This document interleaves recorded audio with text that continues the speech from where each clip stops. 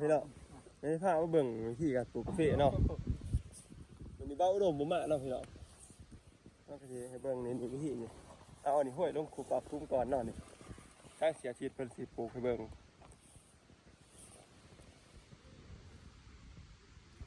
นี่ไม่ย่างนี่ชี้เป็นฝุ่นๆนี่เลี้ยงเนาะเด้อเนาะมันเป็นของเวียดนาม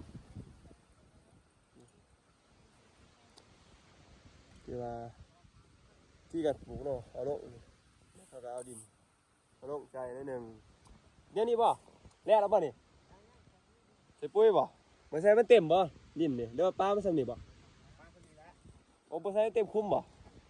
เนาะนี่มันใส่ปุ๋ยเนาะสูตรใหม่พี่น้องปลูกได้ใส่ปุ๋ยเลยนี่เนาะนี่ก็ห้วยอีกบาทนึงที่ว่าปลูกเนี่ยนี่จักปีมันสิได้เก็บนี่2 ปีได้เก็บกันละเอาไปกันพี่น้องเด้อ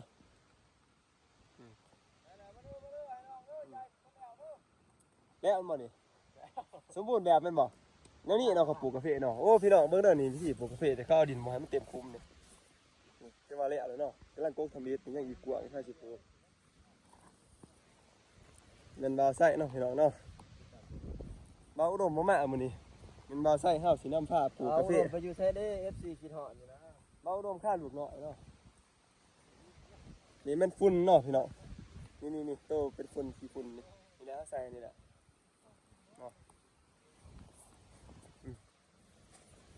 วิธีปลูกด้วยพี่น้องใครอยากเบิ่งว่าปลูกหน้าใดเนาะทางเราใส่ปลูกเบิ่งเนี่ยอันนี้ห้วยลงก่อนนี่อันนี้แม่นเท่ลาบางทีแต่บางเรียงเนาะใส่อยู่ประมาณ30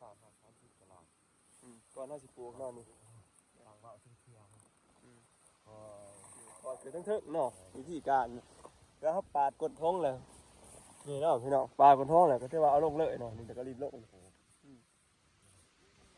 ครับนะครับอยู่ในกลางปากเว้าปากเว้าขึ้นมาอยู่ในประมาณ3เซนทมบ่อยทมลายเนาะทมบ่ได้ถ่วมเบาหน่อยนึง3เซนนี่จาก3เซนเนี่ยปุ๋ยนี่ใส่ปุ๋ยบัดนี้ปุ๋ยอยู่ประมาณ20กรัม20 กรัม30 กรัมพูดเขาอยู่ในมือหมอเขาก็ยังเพื่อตัวนี้ล่ะหากมันออกได้จะกินเด้อปุ๋ยเดี๋ยวปุ๊บต่างเบาเที่ยงกดเนาะมันแน่นกดลายน้ำหนักพอดีฮะมันลมเนาะโอเคที่ว่าสำเร็จเนาะที่ว่าสำเร็จที่ปลูกด้วยพี่น้องเดินสังเกตว่ามันสิย่างปากคุมขึ้นมานี่ย่างเป็น10 เซนคนนั้นนี่เป็นสาวบ่ดอกที่ว่าสมบูรณ์แบบเนาะปลูกแนวนี้ปุ๋ยนี่เป็นสูตรของทาง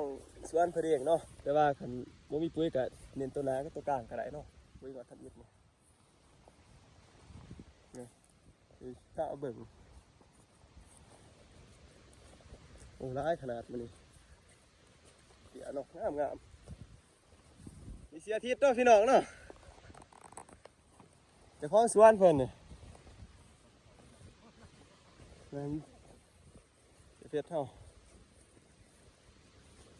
ก็เชื่อว่าซอยกันใหญ่เปียลงคุ้มเนาะพี่น้องนะครับก็จะสิปลูกน้ำลังจังง่ายเบิ่งบรรยากาศโอ้ดีแห้งขนาดครึมๆหน่อยนึงฝนสิตกเนาะแต่ก็บ่ตกสภาพพื้นที่เนาะเป็นดินข่อยหน่อยนึงแต่ว่าติดกว่าอีหลุมเสียต้องบางอย่างเฮาพี่น้องเอ้ยมื้อนี้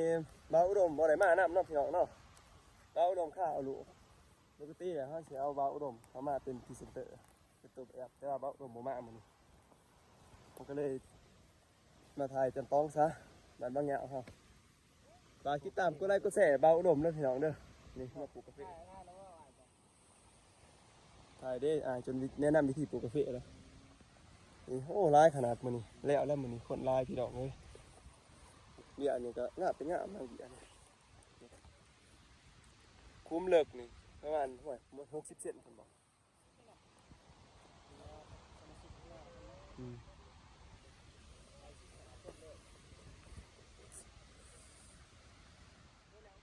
พี่น้องนี่มาปลูกกาแฟซอยกันนี่แล้วตามวิถีชีวิตบ้านเฮาเนาะมีงานเฮากับซอยกันเอา เรือเขาแห้งกันเนาะบรรยากาศดีอากาศเย็นๆนี่เบียกเฟ่เฮางามเป็นงาม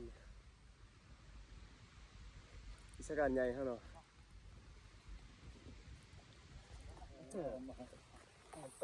ปลูกกาแฟเนาะพี่ใหญ่เนาะนี่เนาะปลูกกาแฟซอยกันไปสมบัติเขานี่โอ้คนเบียดกาแฟงาม เบียร์ไม่เป็นงามๆนี่ และกาแฟกา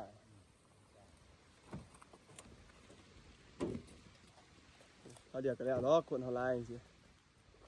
เขาเสียเบียร์ไปใหญ่สิคุ้มเนาะพี่น้องเนาะ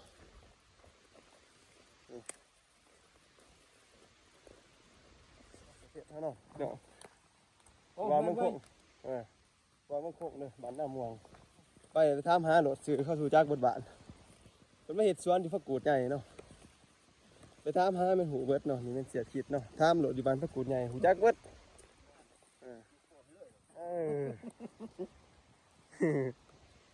สภาพพื้นที่เนาะพี่น้องมันนี่โอ้สั้นขนาดเสียต้องให้เถิงตัวแน่เบิ่งในก่อนมันคือบ่สั้นเลยแต่มันสั้นเลยนี่หดสั้นเลยดิแล้วปลูกกาแฟมันเฮ็ดเป็นขนาดแน่นี่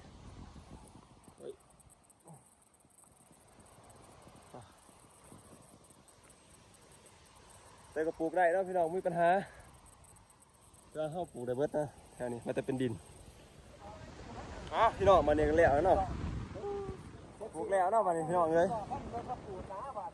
เดี๋ยวเบียร์มาขึ้นเดี๋ยวนี้น้ำมันลายนี่